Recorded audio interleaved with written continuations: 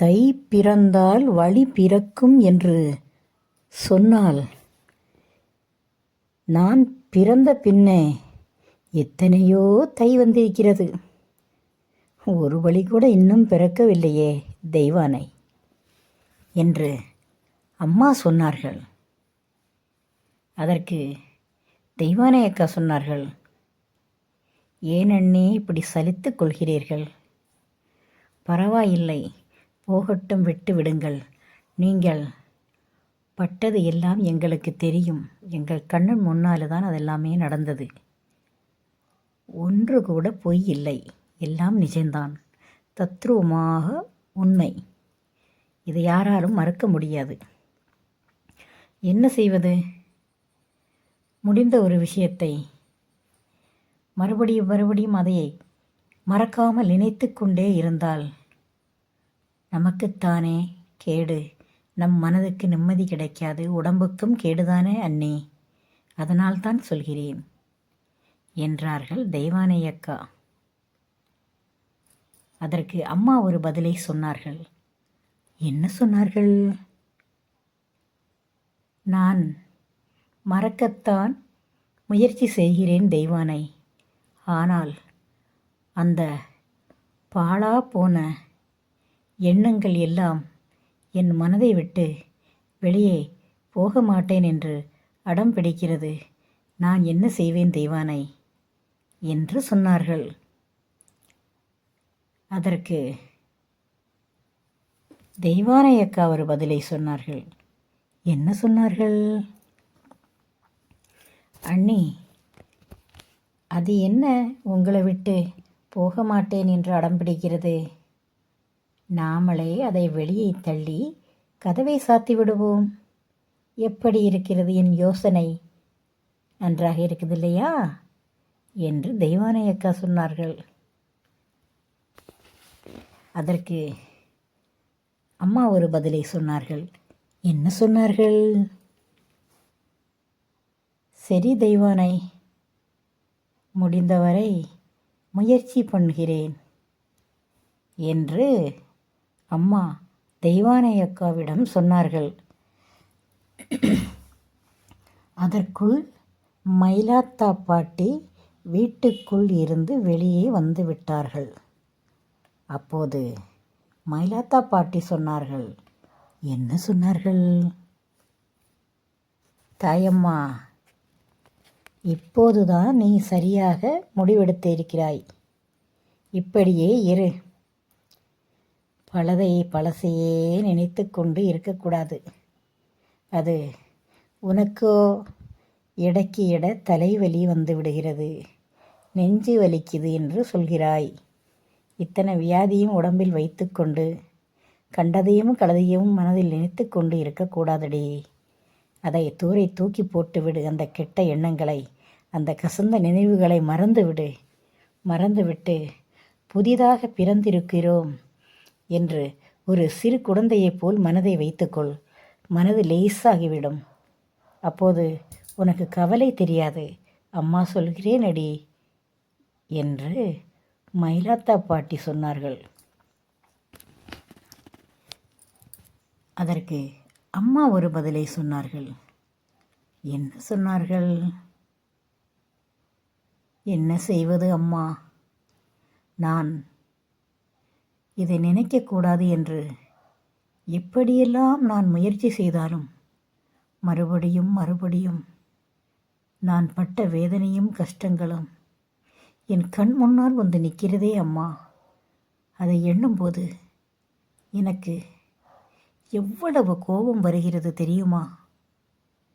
எனக்கு இருக்கும் ஆத்திரத்துக்கும் கோபத்துக்கும் 1 கொலை 2 கொலை 3 கொலை 10 கொலை செய்தாலும் என் ஆத்திரம் அடங்காது போல் இருக்கிறதே அம்மா. அவ்வளவு கோபம் எனக்குள் இருக்கிறது. நான் என்ன செய்வேன் சொல்லுங்கள். என்னால் தாங்க முடியவில்லை. தாங்க முடியாமல் தான் அதை கோபமாக அந்த எண்ணங்களெல்லாம் வெளியே கொப்பளிக்கிறது அம்மா என்று அம்மா சொன்னார்கள். அதற்கு மயிலாத்தா பாட்டி ஒரு பதிலை சொன்னார்கள். என்ன சொன்னார்கள்? சரிதான் தாயம்மா, நீ சொன்னது. என்ன செய்வது? பாவம், நீ என்ன செய்வாய்? எத்தனையோ அடியும் உதையும் கஷ்டத்தையும் எங்கள் கண்ணுக்கு முன்னாலேயே நீ அனுபவித்தாய். நான் அல்ல, யாராலேயுமே அதை மறுக்க முடியாது. என்ன செய்வது? ஒரு பிள்ளை இருக்கிறது. அதற்கு வேண்டியாவதும் நீ ஆரோக்கியமாக ஆயுளோடு வாழ வேண்டுமல்லவா? அதை வளர்த்து பெரிதாக்கி அதை ஒரு நல்ல நாயகனை பார்த்து அவன் கையில் பிடித்து கொடுக்கும் வரை நீ உயிரோடு இருக்க வேண்டுமல்லவா? அதற்காகத்தான் சொல்கிறேனடி என்று மயிலாத்தா பாட்டி சொன்னார்கள். அதற்கு அம்மா ஒரு பதில் வைத்திருந்தார்கள்.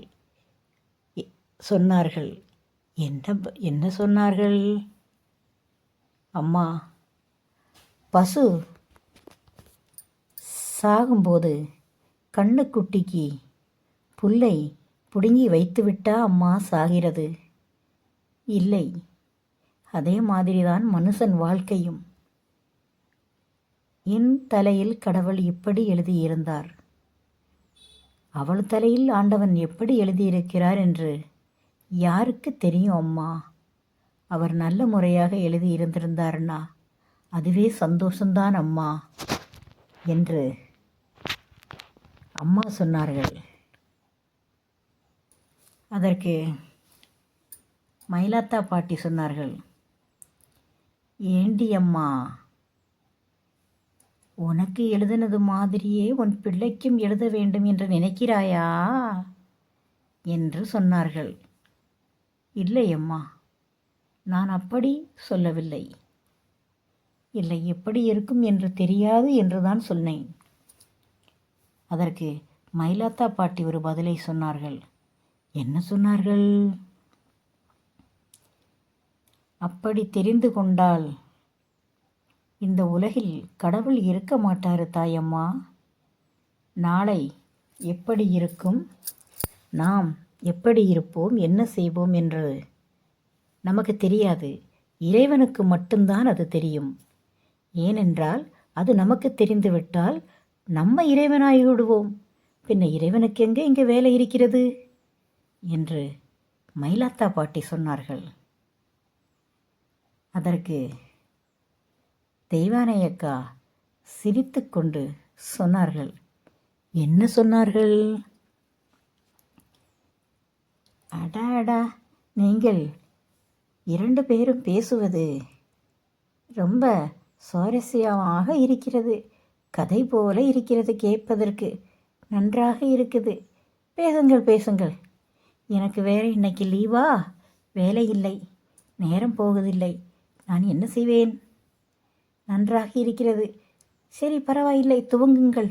நான் இடையில் வந்து உங்களை இடைஞ்சல் பண்ணிவிட்டேனோ, தடங்களுக்கு மன்னித்து விடுங்கள் என்று தெய்வானை அக்கா சிரித்து கொண்டே சொன்னார்கள். அதற்கு மயிலாத்தா பாட்டி ஒரு பதிலை சொன்னார்கள். என்ன சொன்னார்கள்? ஏண்டி கழுத, உனக்கு அறிவு இருக்கிறதா? நாங்கள் கதையா பேசிக்கொண்டிருக்கிறோம்.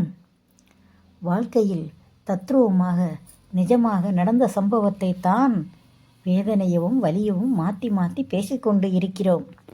இது உனக்கு கதை போல இருக்கிறதா? கூறுகட்ட கழுதை எப்படி பேசுது பாரு என்று மயிலாத்தா பாட்டி சொன்னார்கள்.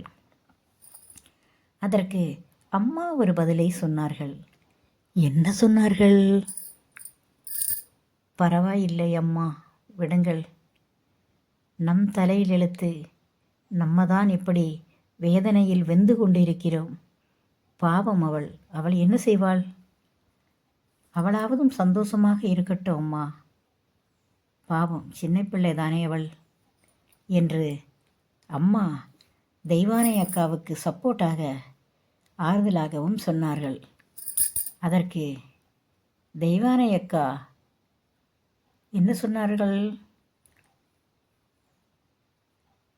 பார்த்தீர்களா அம்மா, நீங்கள் என்னை ஏசுகிறீர்கள். ஆனால் என் அண்ணி என்னை உங்களிடம் விட்டு கொடுக்கவில்லை. இதுதான் சொல்வது பாசம் என்று. அது எல்லாம் உங்களுக்கு எங்கு புரிய போகிறதே. உங்களிடம் பேசி நேரத்தை வீணடிக்கக்கூடாது. செல்வி எங்கு சென்று விட்டாள்? நான் அவளுடன் சற்று நேரம் பேசிக்கொண்டு விளையாடி கொண்டிருந்தேன் என்றால் எனக்கு நேரம் போய்விடும். நீங்கள் எதையாவது பேசுங்கள் இருவரும் அமர்ந்து கொண்டு என்று தெய்வானை அக்கா சொன்னார்கள். லைக் செய்து சப்ஸ்கிரைப் பண்ணுங்கள்.